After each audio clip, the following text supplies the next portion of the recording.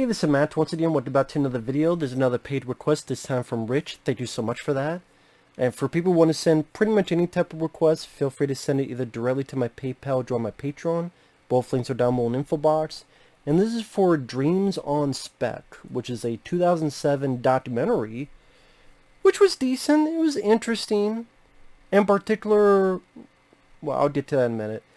Pretty much it follows three screenwriters, as well as interviewing a couple more famous screenwriters. Because, you know, every year thousands and thousands of scripts get written, but maybe a couple hundred movies get made.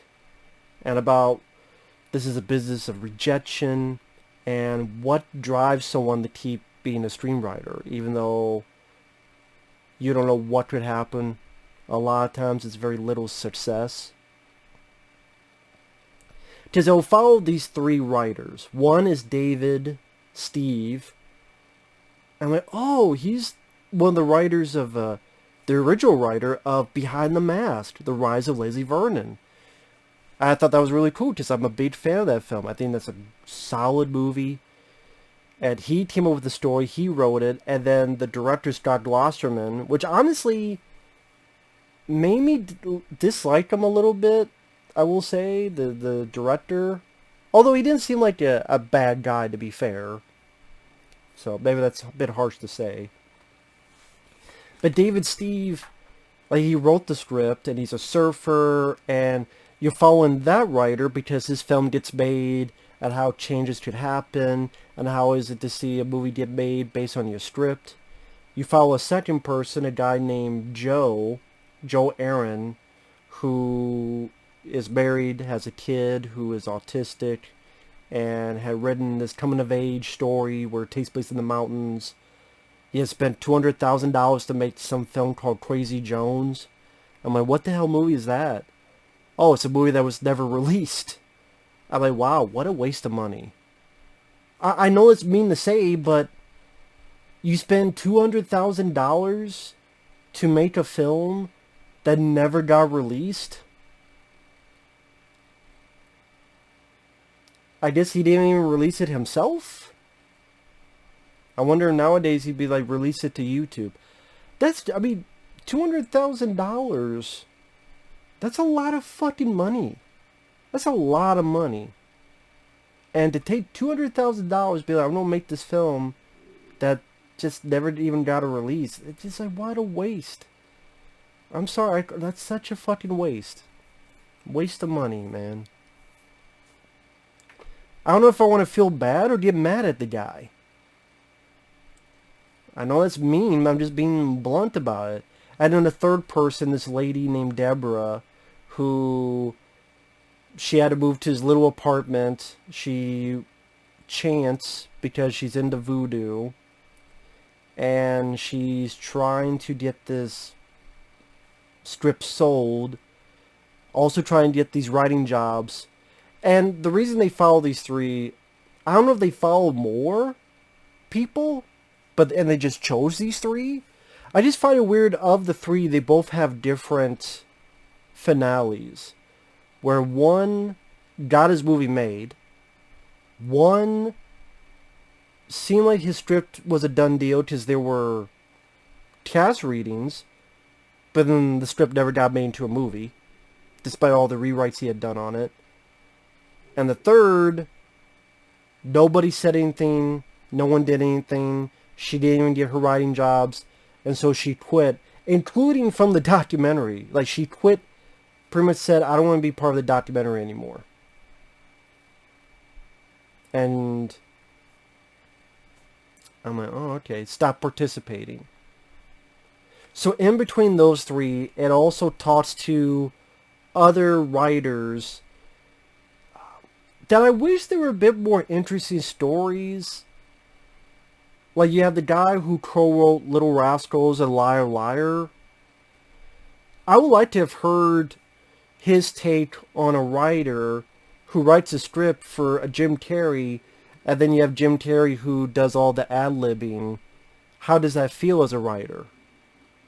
To go a little bit more in depth to that, And even Little Rascals, he pretty much said one kid went up to him and said, "Could you write more stuff for me?"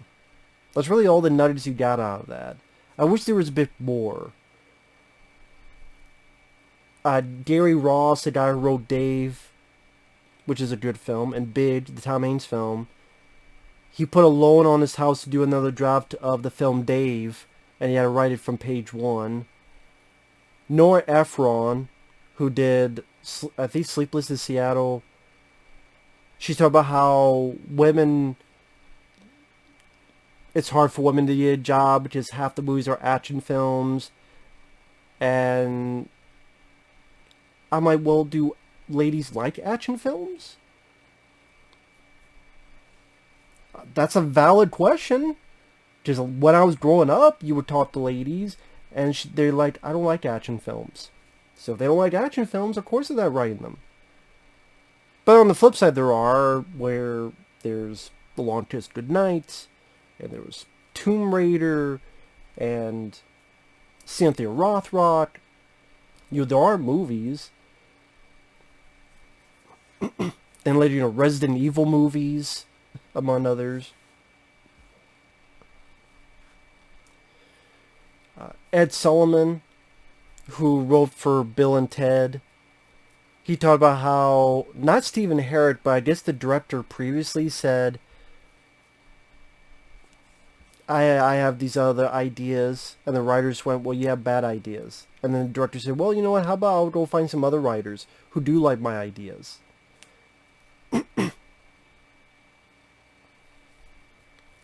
It was nice to hear Terry Fisher, a little bit about being a script doctor. I wish we got, again, a bit more details.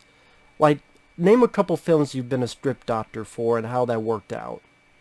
Again, it's like, Steven D'Souza, he tells the same story he's told before. Like, hey, I got a pitch for you. It's like Die Hard, but it's in a building. Which is a fun anecdote, but I've heard him say that quite a few times. Now, Graham, maybe if you haven't seen as much as I have, it'd be a new story. But it's a funny, again, anecdote, but I've heard it before, so. It's like when they talk to other writers, actual writers, you don't get a lot more details. The very small snippets. Part of me almost wished you did one or the other. You just stick with these three, or you actually talk to these other accomplished writers and get their stories. Because if you're sitting down with these accomplished writers, let's hear from their stories that they've been in Hollywood and the ups and downs. Name your best moment as a writer, your worst moment as a writer, as Terry Fisher or Steven D'Souza or Ed Solomon. Name like 4 moments that were your best and 4 moments that were your worst. Name your like 4 craziest stories, your craziest moments. Or just stay with these 3. And honestly, of the 3, part of me wishes this just followed David Steve. Because his stories seem like the more interesting. Because his story's being made into a movie. Plus, it's Behind the Mask. I love the movie. And this is before the movie became what it...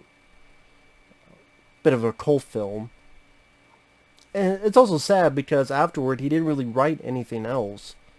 Maybe like a short film or so.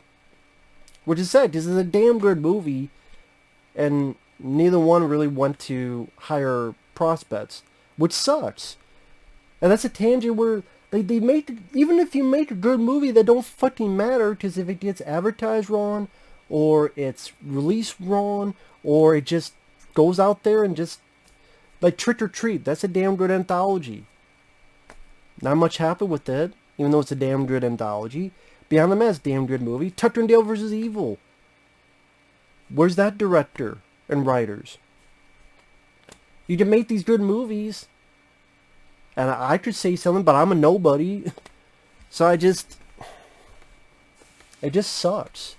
Searching with John Cho. Granted, that director did do another movie.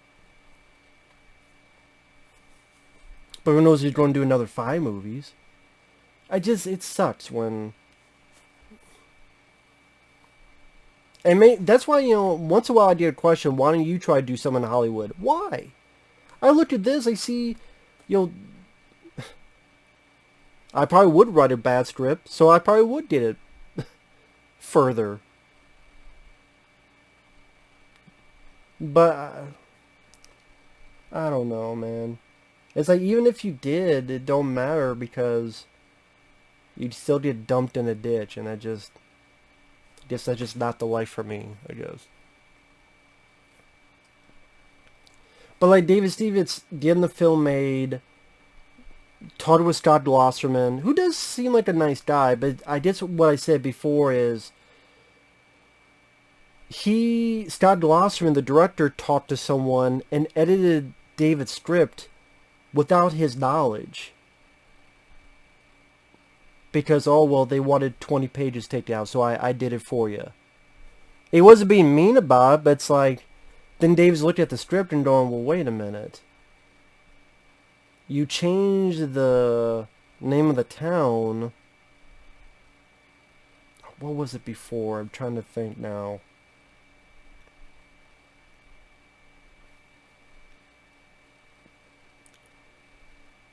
Stillwater. Which, sounds fine as a town, Stillwater. But then the director changed it to Glen Echo because that was his production company name. And even David's like, what the hell? Like, Glen Echo? It's a weird name for a town. And then the fact it's your production company, it's a bit on the nose. What's wrong with Stillwater? Which is true, Stillwater sounds better. And then, oh, this car is a Toyota Prius. And David's like, it can't just be a car. I just wrote it was a beat-up car. Why are you writing it to specifically say a Toyota Prius? And why, wait, the director, why do you put in this talk about pro-life, pro-choice? Like, it's a horror film. Why do we need this political stuff in it? Which is a good question. And I wish the entire documentary was about these guys and the production process of a writer, and the writer dealing with the director, and then the writer sitting down with the director. Let's have these conversations. Why did you put this in there? Why did you change this? Why did you edit this? Going through production. That was the most fascinating part of the documentary, because the other parts really were not that fascinating. The second guy, Joe, I felt sorry for him because you'd tell his wife didn't really get what he was doing. But it was pretty much his story. Okay, I gotta do these rewrites. Okay, I gotta do these rewrites some more. Then he hangs out with his daughter. They gotta rewrite some more. That's pretty much it. Oh, we finally got a cast reading. But then nothing happened. There's really not much to Joe's story, I'm sorry. And then Deborah, pretty much she's talking on the phone. Hey, maybe we can get Adrian Brody. None of the actors called back. Nobody calls her. And pretty much her just saying, nobody's calling me. Can't find anything. I can't get a job. That's what I mean, like, the other two, there's really not much story there. Like, this is a story that you could literally tell in, like, 10 minutes. There's, like, nothing, like, the stories with David where there's actually stuff going on. There's actually a progress. There's a progression. No, I get it.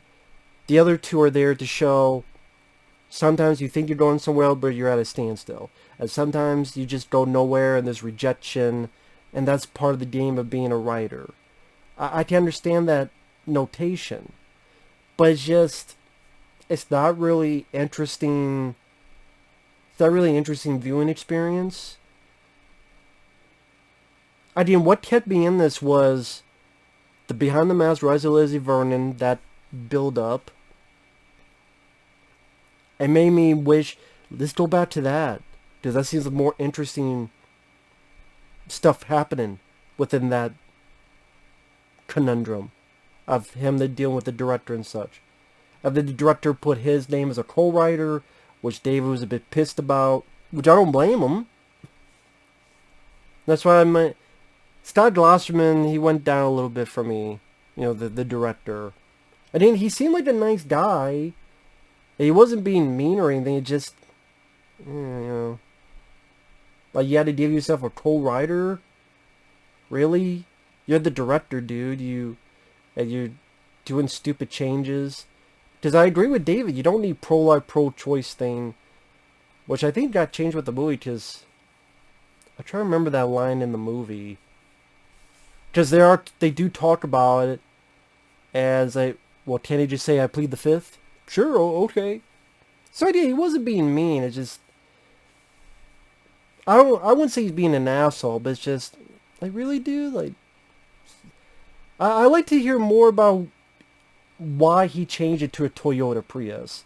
Why is he adamant that it has to be named, the town has to be named after your production company? Because Glen Echo is just a weird name for a town anyway. Sticks out like a sore thumb. Stillwater, that's actually a natural name for a town in a horror film. And